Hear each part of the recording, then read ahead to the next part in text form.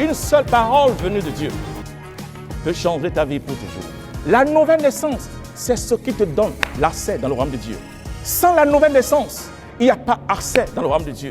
Réma, l'Esprit du Seigneur donne le pouvoir de parler. Réma, c'est une émission du ministère international Gloire de la dernière maison.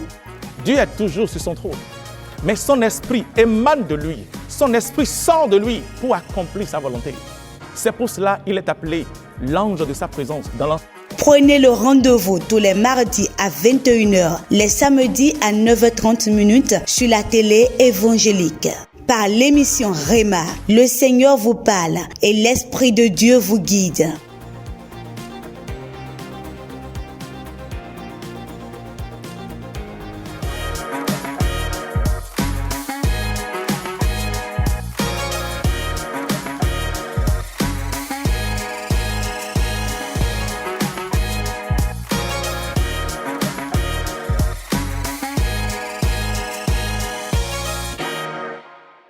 Bienvenue sur notre émission Réma. Je suis le pasteur Odilon Kodjo et je vous salue dans le précieux nom de notre Seigneur Jésus. Et comme vous le savez, cette émission Réma, c'est une inspiration que j'ai reçue du Seigneur pour vous apporter la parole de Dieu chez vous, dans votre bureau, dans votre maison, n'importe où vous serez, pour qu'au travers des Écritures, vous puissiez comprendre le vœu de Dieu, le rêve de Dieu, et utiliser les Écritures pour changer les circonstances qui ne sont pas en accord avec la volonté de Dieu pour votre vie. Utilisez les Écritures comme le Seigneur l'a dit. Il a dit, si le Fils vous affranchit, alors vous serez réellement libre. Il a dit, et vous connaîtrez la vérité, et la vérité va vous affranchir. Alléluia. Nous allons continuer ce matin sur notre thème, le Saint-Esprit. Vous savez, comme je l'ai souvent dit, nous pouvons passer une année à parler de lui, parce qu'il est la base, il est la fondation du christianisme. Sans la présence de l'Esprit de Dieu, il n'y a pas le christianisme. Amen. Il n'y a pas le christianisme. Rappelez-vous que l'Église a commencé. L'Église de Jésus-Christ est devenue une réalité depuis le jour de la Pentecôte. Amen. L'Église a vu le jour après la mort, la résurrection de notre Seigneur Jésus. Et c'est au jour de Pentecôte, quand les disciples ont reçu l'Esprit de Dieu, que l'Église est devenue une réalité. Amen. Donc je voulais continuer sur ce sujet qu'est le Saint-Esprit. Et la dernière fois, nous avons parlé des attributs de qui il est. Qu'il est notre consolateur, notre conseiller, notre aide, notre intercesseur, notre force, fortificateur, notre enseignant, notre relève. Oui, tous ces attributs, nous avons parlé de cela. Alléluia. Et ce matin, je voulais aussi te parler de ce qu'il est venu faire au travers de toi. Tout ce dont nous avons parlé dans notre émission précédente, voici les choses que l'Esprit de Dieu veut faire pour toi et en toi. Et il est venu pour t'aider. Dieu l'a envoyé pour t'aider. Le Seigneur l'a envoyé pour te secourir, pour t'aider sur terre, pour que tu puisses accomplir le vœu de Dieu pour ta vie. Mais non seulement il est venu t'aider, mais Dieu aussi a un plan sur terre. Et l'Éternel veut t'utiliser pour accomplir sa volonté sur terre. Et c'est ce que l'Esprit de Dieu aussi est venu faire. Et c'est ce que nous appelons ce qu'il est venu faire au travers du chrétien. Qu'est-ce que l'Esprit de Dieu est venu faire au travers du chrétien? Amen. Lisons rapidement le livre des Actes, le chapitre 1er. Acte 1er. Merci Jésus. Acte 1er. Je lis rapidement à partir du verset 1er. Il dit, Théophile, j'ai parlé dans mon premier livre de tout ce que Jésus a commencé de faire et d'enseigner dès le commencement. Le verset 2. Jusqu'au jour où il fut enlevé au ciel après avoir donné ses ordres par le Saint-Esprit aux apôtres qu'il avait choisis. Le verset 3. Après qu'il eut souffert, il leur apparut vivant et leur en donna plusieurs preuves, se montrant à eux pendant 40 jours et parlant des choses qui concernent le royaume de Dieu. Comme il se trouvait avec eux, il leur recommanda de ne pas s'éloigner de Jérusalem, mais d'attendre ce que le Père avait promis. Ce que je vous ai annoncé, dit-il, car Jean a baptisé d'eau, mais vous, dans peu de temps, vous serez baptisés du Saint-Esprit. Alléluia. Alors les disciples réunis lui demandaient, Seigneur, est-ce en ce temps que tu rebâtiras le royaume d'Israël? Il leur répondit, ce n'est pas à vous de connaître les temps et les moments que le Père a fixés de sa propre autorité. Voici là où je vais, le verset 8. Mais vous recevez une puissance, le Saint-Esprit survenant sur vous, et vous serez mes témoins à Jérusalem, dans toute la Judée, dans la Samarie et jusqu'aux extrémités de la terre. Alléluia. Il a dit, et vous recevez une puissance, le Saint-Esprit survenant sur vous, et vous serez mes témoins. Vous serez mes témoins. Où? Dans la Judée, à Jérusalem, dans la Samarie et jusqu'aux extrémités de la terre. Alléluia. Donc voici ce que le Saint-Esprit est venu faire au travers de toi. Il est venu faire de toi un témoin de Christ. Alléluia. L'Esprit de Dieu est venu faire de toi un témoin de Christ. Qu'est-ce que cela veut dire être un témoin? Être un témoin, c'est être la voix de Dieu sur terre. C'est être ce canal que Dieu va utiliser plutôt pour changer de vie. C'est être ce canal que le Seigneur va utiliser pour transformer la vie de quelqu'un. C'est être un canal que Dieu va utiliser pour bénir quelqu'un. C'est être un canal que Dieu va utiliser pour transformer la vie de quelqu'un. C'est être un canal que le Seigneur va utiliser pour amener quelqu'un dans le royaume des cieux. C'est être un témoin de Christ. Donc ce que le Saint-Esprit est venu faire de toi, c'est de faire de toi un témoin de Christ. Pour que partout où tu vas, tu puisses parler de lui. Alléluia. Tu puisses parler de lui, n'importe où tu es. Dans ton boulot, tu es le témoin de Christ là-bas. Dans ton entreprise, tu es le témoin de Christ. Dans ta maison, tu es le témoin de Christ. N'importe où tu es le témoin de Christ. Vous savez, quand tu vis la vie chrétienne, dans son authenticité, tu n'as pas besoin de dire à quelqu'un que tu es un chrétien avant que le sache. Ah ouais. Tu n'as pas besoin de dire à quelqu'un que tu es un chrétien. Par tes œuvres, les hommes reconnaîtront. Ils sauront que celui-ci est un chrétien. Regardez, dans le livre des Actes, chapitre 11, même Dieu n'a pas appelé les chrétiens chrétiens. Le mot chrétien, ce n'est pas Dieu qui a appelé ses enfants chrétiens. Alléluia. La Bible a dit que dans l'église en Antioche, les gens du dehors, les païens, ont regardé les disciples et ils ont vu leur style de vie. Quand ils ont observé la vie que les disciples menaient, ils ont compris que ceux-ci sont des chrétiens. Des chrétiens veut dire des gens qui croient en Jésus, qui marchent avec le Christ. Les hommes et les femmes qui ont reçu le Seigneur. Donc Dieu n'a même pas appelé ses enfants des chrétiens. Ce sont les gens du dehors qui ont vu le style de vie des disciples et les a appelés des chrétiens. Les disciples ne sont pas partis dire aux gens qui sont des chrétiens. Non, mais les hommes ont juste observé leur style de vie. C'est ce que cela veut dire. N'importe où tu es, les hommes doivent savoir que tu es un témoin de Christ. Alléluia. Alléluia. Je me suis rappelé un jour, j'habitais dans une maison avec ma femme et il y avait des locataires dans cette maison. Il y a une situation qui s'était produite dans cette maison. Mais quand on était venu, on n'a rien dit à personne que nous sommes des enfants de Dieu. Mais un jour, il y a une situation qui s'était produite dans la maison. Et ses voisins ne savaient quoi faire. Et ils se sont dit, nous irons voir ces voisins-là. Nous irons les voir, peut-être ils vont nous aider. Alléluia. Qu'est-ce que cela veut dire? Et ils ont compris que ceux-là sont des enfants de Dieu.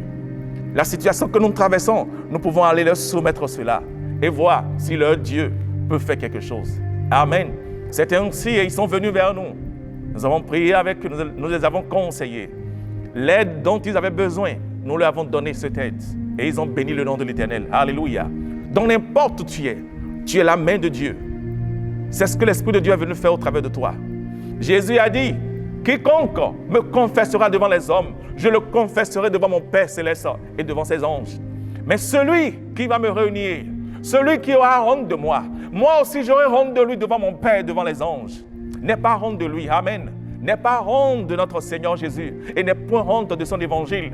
Paul a dit dans Romains 1, le chapitre 1er au verset 7, il dit « Je n'ai point honte de l'évangile, car c'est une puissance pour le salut de quiconque croit. » Paul savait que l'évangile était la seule puissance salvatrice. Et il a dit « Je n'ai point honte de l'évangile, car c'est une puissance pour le salut de quiconque croit. » L'évangile est la seule solution de ce monde. Beaucoup crient. Aujourd'hui, nous tendons vers les derniers temps, où nous passons des temps difficiles. La Bible a parlé des derniers jours, où il y aura des temps difficiles, où les hommes vont, il y aura des gémissements, des douleurs. Et ce sont ces temps que nous passons, des temps difficiles. Mais la solution à tous ces temps difficiles, c'est l'évangile. Alléluia. C'est l'évangile dont l'Esprit de Dieu est venu faire de toi un témoin pour que tu puisses parler de lui, pour que tu puisses être la voix de Dieu. N'aie pas honte de lui n'importe où tu es. Alléluia. Dans ta famille, n'aie pas honte de lui. Si tu parles de Jésus et les hommes se moquent de toi, laisse-les. Alléluia. Laisse-les. Même si ta famille te rejette parce que tu as accepté le Seigneur, n'aie pas honte. Continue. Le Seigneur fera quelque chose. Et le jour viendra, Dieu leur montrera que tu n'as pas fait une mauvaise chose de le suivre. Alléluia. Le Seigneur n'a jamais abandonné ses enfants. Il n'a jamais montré à ses enfants qu'il n'est pas là. Non, au contraire, il a dit, voici, je suis avec vous tous les jours jusqu'à la fin du monde. Alléluia. Donc l'Esprit Saint est venu faire de toi un témoin de Christ. Donc sois un témoin de Christ partout où tu es. Amen. Dans ton boulot, sois un témoin de Christ. Parle de Jésus aux gens autour de toi. Parle-leur de l'Évangile. Lorsque tu as une opportunité, ne finis jamais une conversation avec quelqu'un sans jamais lui demander « Est-ce que tu as reçu le Seigneur ?» Alléluia. Même si tu lui dis et il ne veut pas recevoir, ne t'inquiète, continue de prier pour lui. Continue de prier pour lui. C'est une semence que tu déposes. Alléluia. Et la Bible dit que le Seigneur lui-même va faire croître cette semence qui est la parole que tu as déposée en lui. Oh, merci Saint-Esprit de Dieu. Donc voici ce que l'Esprit de Dieu est venu faire. Il est venu faire de toi un chrétien, un témoin de Christ, pour qu'au travers de toi, beaucoup puissent venir dans le royaume de Dieu. Alléluia. Merci Saint-Esprit de Dieu. Et non seulement, il y a des choses que l'Esprit de Dieu veut faire. Il y a ce qu'on appelle le ministère de l'Esprit de Dieu. Vous savez, c'est un sujet vaste, l'Esprit de Dieu. C'est un sujet très vaste, l'Esprit Saint. Il est tout, il renferme tout. Alléluia. Et quand tu es un enfant de Dieu, il y a des choses que Dieu veut faire au travers de toi et au travers de son Église. Alléluia. Il y a des dons que Dieu a mis à la disposition de son Église. Alléluia. Et ces dons nous sont donnés au travers de l'Esprit de Dieu. Et il y a ce qu'on appelle les dons du ministère. Il y a ce qu'on appelle les dons du Saint-Esprit. Et il y a ce qu'on appelle les fruits de l'Esprit humain recréé. Alléluia. Galates 5, verset 22 dit, lorsque tu reçois l'Esprit de Dieu, quand il est en toi, voici les fruits que tu dois manifester. Quand le jour où tu reçois l'Esprit de Dieu, il y a ce que l'Esprit de Dieu dépose en toi. C'est déjà en toi. Et c'est ce que Galates 5, le verset 22 nous énumère. Regardez ce qu'il dit. Il dit, mais le fruit de l'Esprit, c'est l'amour, la joie, la paix, la patience, la bonté, la bénignité, la fidélité, la douceur et la tempérance. Alléluia. Il dit, la Bible appelle cela les fruits de l'Esprit. Écoutez, on reconnaît un arbre par ses fruits. Lorsque tu vois un oranger, qu'est-ce que tu espères voir? Des oranges. Lorsque tu vois un bananier debout, qu'est-ce que tu espères voir? Des bananes. Tu ne peux pas vouloir manger des oranges sur, comment on appelle, un arbre d'avocat. Non. On reconnaît un arbre par ses fruits. Et la parole de Dieu déclare que le jour où tu reçois l'Esprit de Dieu, il y a des fruits qui doivent sortir de toi. Il y a ce qu'on appelle les fruits de l'Esprit, ce que tu reçois. Et lorsque tu manifestes ces fruits, le monde autour de toi saura que tu as reçu l'Esprit de Dieu. Et quels sont ces fruits? Il dit l'amour. Il dit, mais les fruits de l'Esprit, c'est l'amour. Quelqu'un dit, oh Seigneur, donne-moi l'amour. Non, non, non, non. Il y a des prières que Dieu n'exauce plus. Seigneur, donne-moi l'amour. Permets-moi à ce que je puisse aimer mon prochain. Non, le Seigneur ne te donnera plus l'amour. Le jour où tu as reçu l'Esprit de Dieu, l'amour de Dieu est déjà en toi. C'est parce que tu ne le manifestes pas. L'amour est déjà en toi. Alléluia. Dans le livre de Romains, la parole de Dieu nous dit que l'amour de Dieu a été répandu dans nos cœurs par le Saint-Esprit qui nous a été donné. Le jour où tu as reçu l'Esprit de Dieu, l'amour de Dieu a été déposé dans ton cœur. Dans des prières comme « Seigneur, donne-moi l'amour ». Non, Dieu n'exauce plus de telles prières. C'est une manque de connaissance. C'est juste une manque de connaissance. L'amour est déjà en toi. Tout ce dont tu as besoin de faire, c'est de manifester l'amour. Oh, tu manifestes l'amour. Et comment? Tu le déclares. Je manifeste l'amour de Dieu. L'amour de Dieu en moi. Je refuse de haïr mon voisin. Je refuse de haïr mon prochain. Je refuse de détester. Je manifeste l'amour de Dieu autour de moi. Je refuse de rendre le mal par le mal. Comme la parole de Dieu me dit. Il dit, submerge.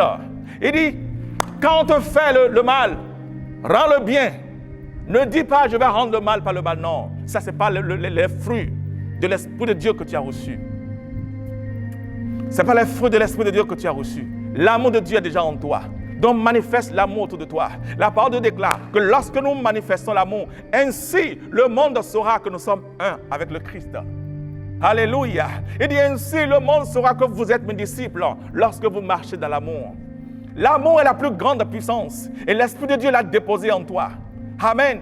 Ce sont les fruits de l'Esprit, c'est ce que tu dois manifester. Et laisse-moi te dire une chose. Un homme ou une femme qui marche dans l'amour aura toujours Dieu dans sa vie.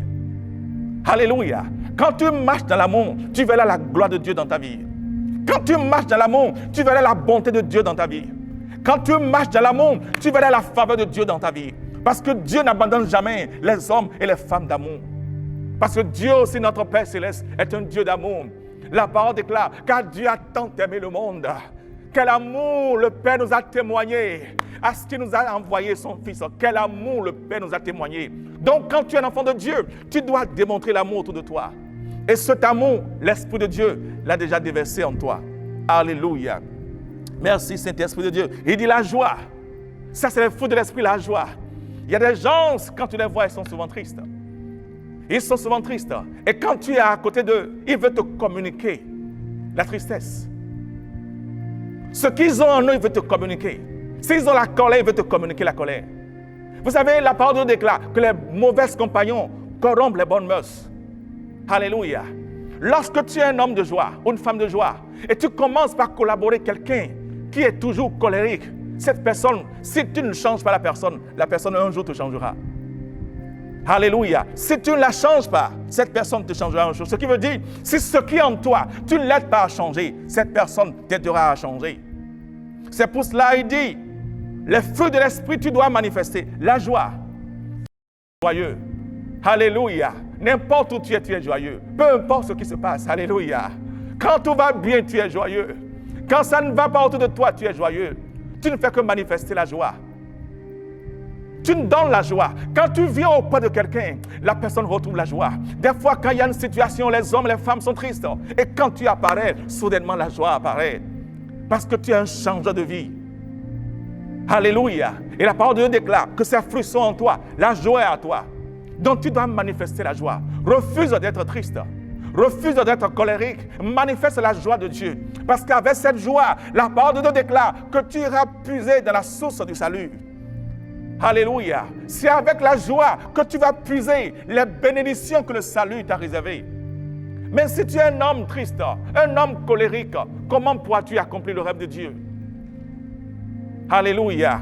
Donc c'est déjà en toi. Voici les choses que l'Esprit de Dieu a fait, a déposé en toi le jour où tu l'as reçu. La joie en toi. Donc chaque fois quand tu pries, Seigneur, donne-moi la joie, il faut savoir que tu es en train de taper au mauvais côte. La joie est déjà en toi. Tout ce dont tu as besoin de faire, c'est de manifester cette joie. Je suis joyeux, alléluia. Je suis toujours en joie, peu importe ce qui se passe. La joie de l'Éternel est ma force. Amen. La parole de Dieu déclare que la joie de l'Éternel soit ta force. Et tu déclares la joie de l'Éternel est ma force. Je suis joyeux. Et quand tu es joyeux, les bonnes choses viennent. Laisse-moi te dire une chose. L'homme ou la femme qui est joyeux attire les bonnes choses. Les bonnes choses viennent vers celui qui est joyeux. Mais quand tu es triste, ça éloigne la bonté de Dieu. Ça éloigne les bonnes choses. L'homme ou la femme qui est triste, la tristesse attire les mauvaises choses. Parce que c'est ce que Satan aime. Satan aime quand tu es triste. Parce qu'il sait que quand tu es triste, il pourra te communiquer des pensées mauvaises. Il pourra te communiquer tout ce qui est contraire à la parole de Dieu. Mais quand tu es joyeux, que la joie de l'Éternel est ta force, lorsqu'une situation se produise, une situation qui semble être défavorable, tu ne crains rien. Parce que tu sais que la joie de l'Éternel est ta force. Alléluia. Donc la joie déjà en toi. Manifeste la joie autour de toi. Parce qu'en le faisant, tu attires de bonnes choses dans ta vie. Tu vas voir des portes fermées vont s'ouvrir. Alléluia. Il y a un témoignage que je vais suivre de cette femme. Elle a passé une enfance très difficile. Très difficile. Et l'amertume, la tristesse était rentrée dans sa vie. Et tout le temps, elle était frustrée. Elle n'a pas la joie. Elle n'a pas du tout la joie. N'importe où elle n'a jamais la joie. Jusqu'à ce qu'un jour, elle est tombée malade. Quand elle est tombée malade, les médecins l'ont diagnostiquée. Les médecins ont fait tout type d'analyse possible. Mais ils n'ont rien vu. Mais la femme souffrait des douleurs, des courbatures. Elle ne dort pas. Tout ce qu'elle faisait pour être en bonne santé, les médecins l'ont aidée, mais elle n'était pas toujours en bonne santé. Jusqu'au jour, un jour, quelqu'un l'a invitée dans une église. Et soudainement, une parole de prophétie est sortie. Et l'Esprit de Dieu a dit à une femme ici, que tu souffres. L'Esprit de Dieu te dit de laisser l'amertume, de laisser la tristesse, de laisser la colère. Que voici ce qui te rend malade. Que le jour où tu vas abandonner toutes ces choses, ta guérison sera une évidence. Et ce jour-là, elle a dit qu'elle s'est fondue en l'âme.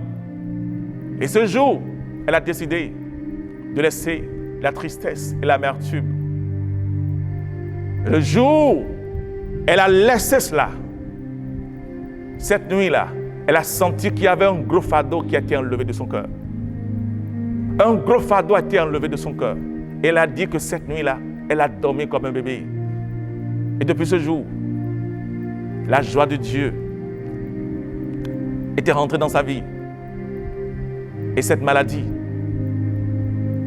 est partie d'elle-même. Dont la joie a été sa guérison. Lorsqu'elle a refusé d'être triste, d'être en colère, d'être dans l'amertume, elle a reçu sa guérison. Alléluia. Vous savez, Dieu n'est pas con lorsqu'il nous dit de toujours être joyeux. Dans Philippiens 4, le verset 4, le Seigneur dit « Réjouissez-vous toujours dans le Seigneur. » Je vous le répète, réjouissez-vous. Et sachez une chose, lorsque l'Éternel parle de quelque chose deux fois, la chose est sérieuse. Quand vous entendez Dieu parler d'une chose la première fois et le redit encore la seconde fois, là c'est très sérieux. Prenez cela au sérieux. Alléluia. Prenez cela au sérieux lorsque vous entendez le Seigneur parler de quelque chose deux fois. Chaque fois quand Jésus parlait, il dit en vérité, je vous le dis, c'est une affaire sérieuse. Lorsque Jésus dit en vérité, ce qui veut dire, à part cette parole, il n'y a plus d'autre solution. C'est la vérité, oui. Alléluia. Et après la joie, la paix. Amen. Sois un homme de paix. La paix autour de toi. Quand il y a des difficultés partout, quand tu apparais, la paix apparaît. Alléluia. Un homme pacifique. La patience. Alléluia. Sois patient. Ce sont des fruits de l'esprit. La patience, la bonté, la bénignité, la fidélité, la douceur, la tempérance. Toutes ces choses sont les fruits de l'esprit, ce que l'Esprit de Dieu a déposé en toi. Et lorsque tu acceptes ces paroles et tu les mets en pratique, sache une chose, il y a de la bénédiction pour celui qui met la parole de Dieu en pratique. Le Seigneur a dit, ce n'est pas celui qui écoute la parole qui est béni, mais c'est celui qui la met en pratique. Mets la parole de Dieu en pratique. Alléluia. Reçois ce que l'Esprit de Dieu est venu faire en toi. Voici ce qu'il a déposé en toi. Le jour où tu as reçu l'Esprit Saint, tu as reçu toutes ces choses. Donc désormais, ne prie plus à Dieu pour lui demander la paix. Ne prie plus à Dieu pour lui demander de l'amour. Ne dis pas, Seigneur, je prie pour que je sois patient. Non, la patience est à toi. Désormais, dis, je suis patient. Apprends à dire que je suis patient. Et laisse-moi te dire une chose. Lorsque tu déclares ces paroles sur ta vie, lorsque tu feras face à des circonstances ce que tu déclares en toi va prévaloir sur les circonstances. Donc chaque fois quand tu dis je suis patient, en face de certaines circonstances, tu vas démontrer la patience. Alléluia. Donc voici les glorieuses bénédictions que le Saint-Esprit a apportées à son Église. Alléluia. Et vous savez, comme je l'ai souvent dit, nous n'avons pas le temps de décortiquer. Nous avons juste quelques instants à passer ici sur cette émission. C'est pour cela que je vous invite très souvent à vous déplacer. Amen. Quelqu'un a dit, je connais Dieu. Non, tu ne peux pas connaître Dieu seul. Quelqu'un a dit, aujourd'hui, nous sommes dans un temps où personne ne sait le bon chemin. Personne ne sait le bon chemin. Il y a des prophètes, il y a des pasteurs, il y a tout, mais on ne sait le vrai. Non. Tu peux parler à l'Esprit de Dieu et il peut t'orienter dans une bonne église où tu pourras comprendre ces vérités. Et si tu ne connais pas une église, je t'invite, viens. Nous allons t'aider à grandir dans ta foi et à marcher avec l'Esprit de Dieu parce que tu en as besoin. Nous voulons te parler des fruits de l'Esprit. Et tout à l'heure, j'avais énuméré. Nous allons parler aussi des dons du ministère et des dons du Saint-Esprit. Alléluia. Que le Seigneur te bénisse. Que la gloire de Dieu repose sur toi. Et je veux prier pour toi. Père, dans le nom puissant de Jésus, je te dis merci. Je prie pour ta fille. Je prie pour ton fils qui entend ma voix. Merci pour l'œuvre de l'Esprit de Dieu dans sa vie. Je prie, Seigneur, que les fruits de l'Esprit humain recréés soient son partage désormais. Au nom de Jésus, je prie que partout où il est, que l'amour de Dieu soit manifesté au travers de lui. Que la joie soit manifestée au travers de lui. Que la paix soit manifestée au travers de lui. Et que tout ce qui lui donnait de l'amertume, que tout cela soit ôté de sa vie. Et que désormais, qu'il démontre l'amour. L'amour, la joie. Et que les hommes sentent que quelque chose de nouvel s'est produit avec lui. Alléluia. Et qu'il soit réellement un témoin de Christ. Pour que partout où il soit, le monde puisse venir entendre la gloire de Dieu dans sa bouche. Qu'il soit la solution aux problèmes de plusieurs. Qu'il soit la réponse aux questions de plusieurs. Merci, Père. Je bénis la vie de ton enfant. Je le bénis par ta parole. Je le bénis par le Saint-Esprit. Merci. Toute la gloire te revienne. L'honneur te revienne. Au nom de Jésus, soyez richement bénis et que la gloire de l'Éternel soit avec vous. Amen.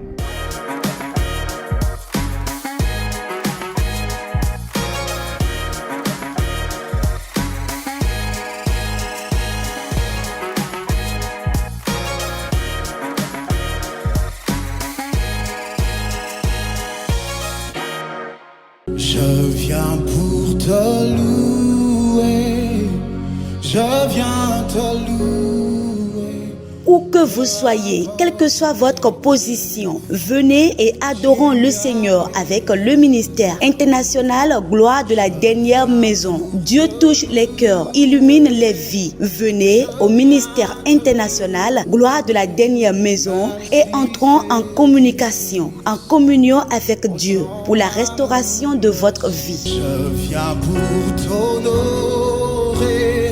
Le ministère international Gloire de la dernière maison est situé à Vaudier. En allant vers les rails, derrière l'immeuble de l'ancien Sonar, venez adorer et louer le Seigneur avec le ministère tous les dimanches de 9h à 11h et les mercredis de 19h à 21h. Contact 57 51 20 46 ou le 57 51 20 47. Adresse email gloire de la dernière maison @gmail.com.